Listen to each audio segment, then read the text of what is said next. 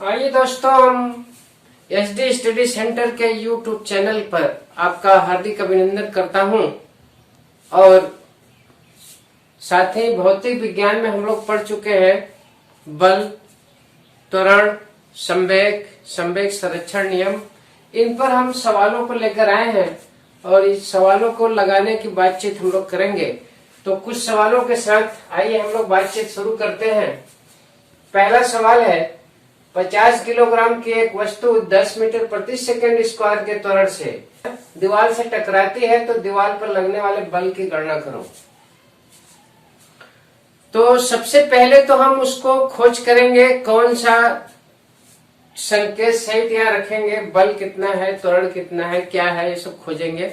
और दूसरी बात हम ध्यान रखेंगे कि जब भी पैमाना MKS में हो तो MKS में रखिए, CGS में हो तो CGS में रखिए, यानी एक ही में आप रखेंगे तभी सवाल का उत्तर सही मिलेगा।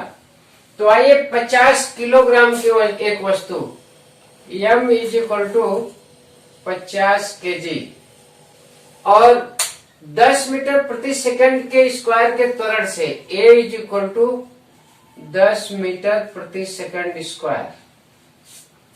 पूछा गया बल F = वाट, प्रश्नवाचक चिन्ह। तो आप सूत्र पढ़े हैं, F = M × A। M हो गया 50, A हो गया 10, तो हो गया 5 दहा में 500, 50 दहा में 500। ये अब सबसे बड़ी समस्या होता है विद्यार्थियों के सामने कि ये 500 क्या। तो हम अगर मात्रक याद है लिखेंगे और नहीं याद है तो यहां से निकालेंगे। M किलोग्राम, A त्वरण, तो M का किलोग्राम होगा, त्वरण का होगा मीटर प्रति सेकंड स्क्वायर। ये किलोग्राम, ये मीटर प्रति सेकंड स्क्वायर, तो किलोग्राम मीटर प्रति सेकंड स्क्वायर लिखेंगे, या इसी को कहते हैं न्यूटन। न्यूटन लिख देंगे। ठीक है, तो ये तो रही सिंपल सवाल।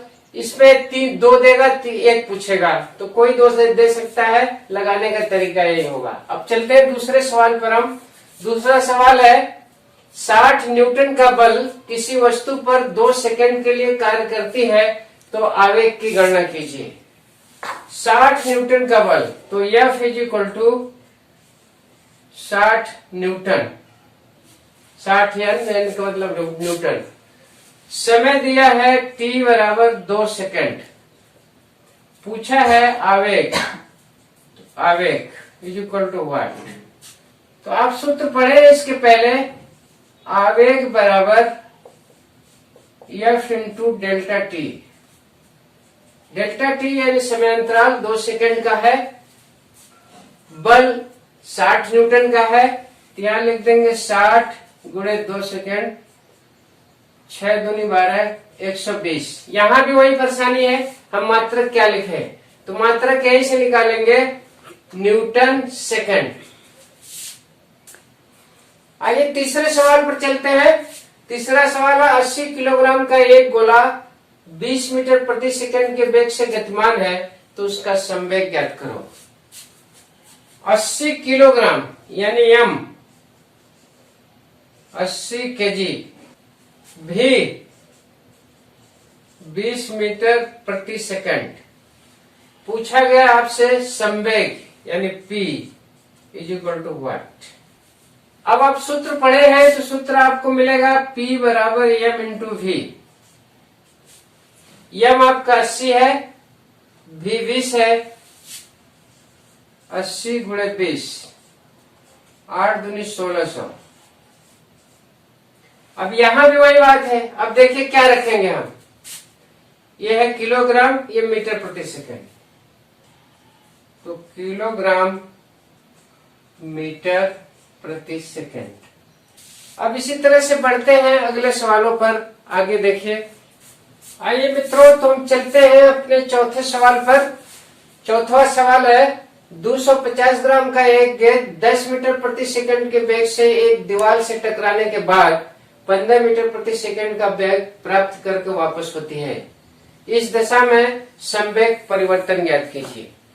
तो संवेग परिवर्तन वहां होता है जहां दो संवेग हों, और उसमें ध्यान रखना होता है दिशाओं का। अगर एक दिशा विपरीत है, एक दिशा के विपरीत दूसरी दिशा है, तो एक माइनस रखा जाता है। तो आइए देखते हैं पहला संवेग P1 के लिए M1 कितना होगा, 250 ग्राम। और इसको हम यहीं पर, चूंकि एमकेएस में काम होती है तो फिजिक्स में अक्सर तो एमकेएस में होती है किलोग्राम, तो 1000 का भाग दे देंगे। और V1 है 10 मीटर पर सेकंड। अब ये हो जाएगा किलोग्राम, ये V1 हो गया 10 मीटर पर सेकंड। दूसरे संवेग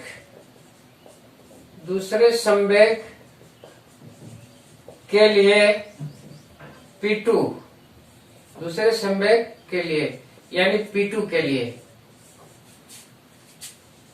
M2, चूंकि M2 वही गेंद वापस आ रही है तो M2 हो जाएगी 250/1000 किलोग्राम। और V2 वेग बदला हुआ है, वापस आने में 15 मीटर पर सेकंड हो जाती है।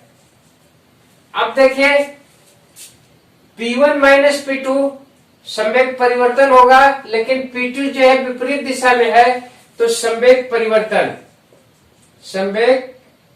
परिवर्तन delta P is equal to P1 minus P2। P2 चूंकि विपरीत दिशा में है तो ये माइनस होगा। अब हो जाएगी P1 250/1000 गुणे 10, ये माइनस माइनस प्लस हो जाएगी। P2 हो जाएगी 250/1000 गुणे 15, तो ये हो जाएगी, कुल काट पीट देंगे तो 2.5, इधर हो जाएगी 3.75, 15 × 75 के 5, 15 दूना 30, 37। तो ये संवेग परिवर्तन हो गया। ये 75 और 50, ये मान लो यहाँ 0 है तो 5, 7, 5, 12 के 2, 3, 2, 5, 1, 6, 6.25 किलोग्राम मीटर प्रति सेकंड। आइए एक बार इस सवाल को फिर से देखते हैं। देखिए पहले संवेग के लिए द्रव्यमान जो है 250/1000 एक किलोग्राम है, ग्राम को 1 किलोग्राम बना दिया गया। वेग ये है।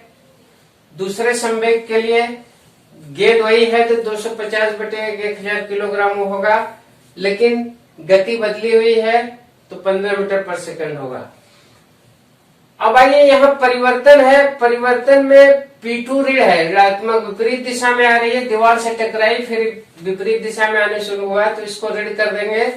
तो P1 माइनस P2 ये प्लस हो जाएगा, यहाँ मान रख देंगे P1 P2 मान रख दिया गया है, फिर हल कर दिया गया, 6.25 किलोग्राम मीटर प्रति सेकंड हो जाएगा। आइए बंधु हम चलते हैं छठे प्रश्न पर, जो इस प्रकार है। 6 किलोग्राम की एक बंदूक से 150 ग्राम की गोली 120 मीटर प्रति सेकंड के वेग से छोड़ी जाती है, तो बंदूक कितने वेग से पीछे हटेगी। तो आइए चलते हैं, इसमें 2 संवेग है, एक बंदूक का एक गोली का। दोनों संवेग बराबर होगा तो दोनों संवेगों के मान को हम निकालते हैं। तो बंदूक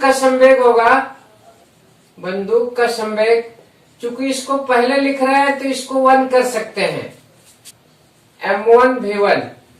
तो आइए इसकी संवेग की बात करें तो बंदूक है 6 किलोग्राम की, तो M1 हो जाएगी 6 किलोग्राम।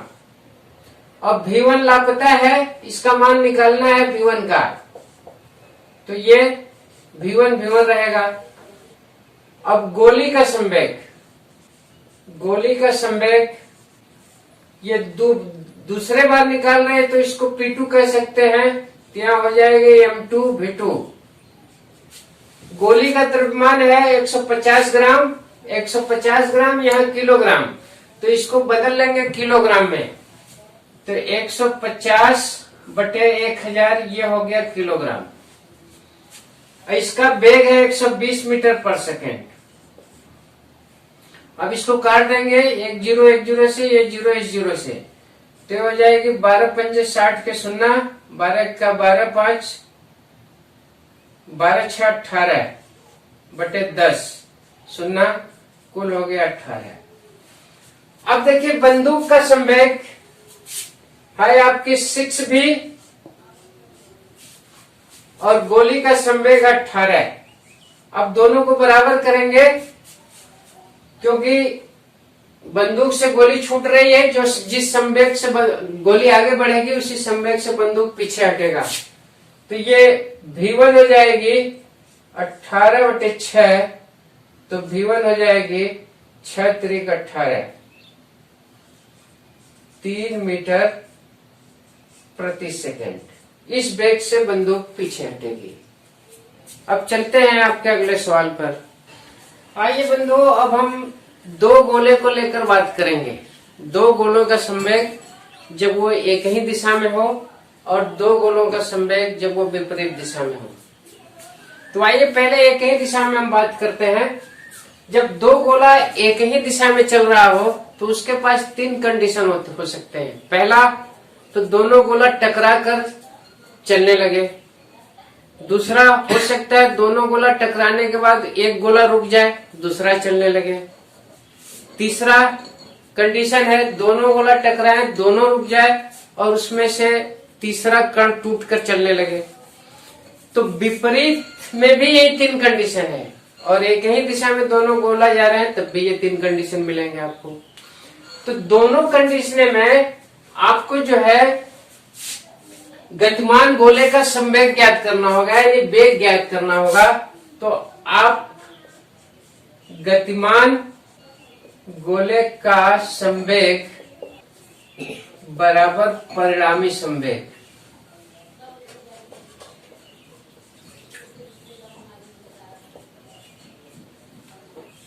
इसी पर आकर 6 कंडीशन का सवाल लगाएंगे। 6 कंडीशन कौन है?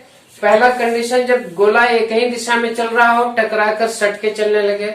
दूसरा कंडीशन ये है कि टकराने के बाद एक गोला रुक जाए, दूसरा चलने लगे। तीसरा कंडीशन ये है कि टकराने के बाद दोनों गोला रुक जाए, उसका एक भाग टूट कर चलने लगे। वो तो दो है, एक ही दिशा में चलेंगे तो परिणामी संवेग संवेगों का योगफल होगा, दोनों गोलों के संवेगों का योगफल होगा। और जब विपरीत चलेंगे तो परिणामी संवेग दोनों गोलों के संवेगों का अंतर होगा। इतना ध्यान रखेंगे तो आसान हो जाएगी आपके पास। जब दोनों एक ही दिशा में गोला चल रहे हैं तो परिणामी संवेग दोनों गोलों के संवेगों का योगफल होगा। जब गोला विपरीत दिशा में चल रहे हैं तो परिणामी संवेग दोनों गोलों के अंतर हो जाएगा। आइए सवाल को लेकर हम देखते हैं कि कैसे से हम हल कर सकते हैं। तो यहाँ जो लिखे गए हैं पहले ले लो। पहला M1 है, पहला गोला 20 किलोग्राम और वेग है V1 10 मीटर पर सेकेंड। दूसरा गोला है 25 किलोग्राम, M2 है 25 किलोग्राम और इसका V2 है 30 मीटर पर सेकेंड। तो आइए हम इस सवाल को ले रहे हैं पहले में, जब गोला टकराकर एक साथ चलने लगे। तो जब गोला टकराकर एक साथ चलने लगेगा तो जो गतिमान गोला होगा उसका द्रव्यमान हो जाएगा 20 A 25 है, 45 हो जाएगी। और गोले का जो वेग है वो लापता है, वो पूछा जा रहा है, तो हमेशा ये अज्ञात रहेगा। परिणामी संवेग हमने बताया एक ही दिशा में है तो दोनों संवेगों को जोड़ दिया जाता है, यानी M1 V1 plus M2 V2। अब हो जाएगा 45 भी बराबर 20 गुणे 10 प्लस 25 गुणे 30। ये हो जाएगी 200 प्लस 25 3 75, 7 2 9 950, 45 भी इज इक्वल टू 950 बटे 45। अब इसको काट दीजिए। आइए इसको काट कर रख देते हैं। तो काटने के बाद आप काट कर देखेंगे कि 21.11 आया। ये बेग है इसलिए मीटर पर सेकंड। अब दूसरे कंडीशन को ध्यान दिया जाए तो दूसरे कंडीशन में जब गोला टकराकर छोटा रुक जाए, बड़ा वाला चलने लगे, तो बेग क्या होगा? जब गोला टकरा जाएगा, बड़ा वाला चलने लगा, तो गतिमान गोले का बेग बड़े वाले का जो है द्रव्यमान हो जाएगा। गतिमान गोले का संवेग में बड़े वाले का द्रव्यमान हो जाएगा। तो बड़े वाले का द्रव्यमान क्या है?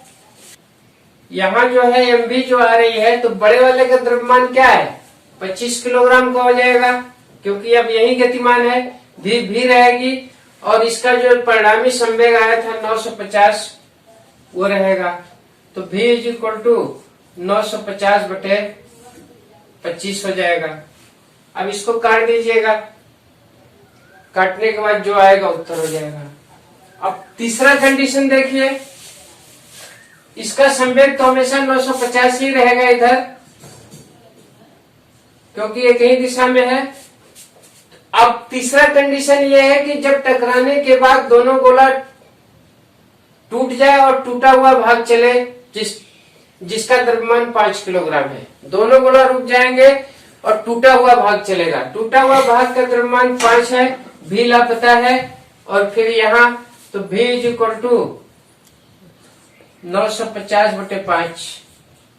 काट के उत्तर निकाल लीजिएगा, इतना मीटर पर सेकेंड। देखिए यहीं पर हम वो सीख लेते हैं, जब दोनों गोला विपरीत चल रहे हो, तो दोनों गोला विपरीत चल रहे हो तो परिणामी में परिवर्तन होगा। एक इसमें प्लस हो जाएगा, एक माइनस, यानी परिणामी अंतर लिया जाएगा दोनों गोले का। दोनों गोले के संवेगों के अंतर को परिणामी में रखेंगे और बाकी यहाँ जो गोला गतिमान होगा उसी का यम रखेंगे, भी अज्ञात रहेगा। और ये तीनों कंडीशन विपरीत वाले में ही लागू होगा। इसके बाद आप अपने सवालों को देखिएगा कि कैसे हम एक ही दिशा में काम कर रहा है गोला, तब परिणामी क्या रखेंगे, विपरीत दिशा में चल रहा है तब परिणामी क्या रखेंगे, और यम जो गोला गतिमान है उसको रखेंगे, भी जो गोला गतिमान है उसका निकालना होगा हमेशा। तो इसी के साथ आप आशा करता हूं कि आप किताबों से सवालों को लगाएंगे और बाद में हमसे मिलेंगे। धन्यवाद।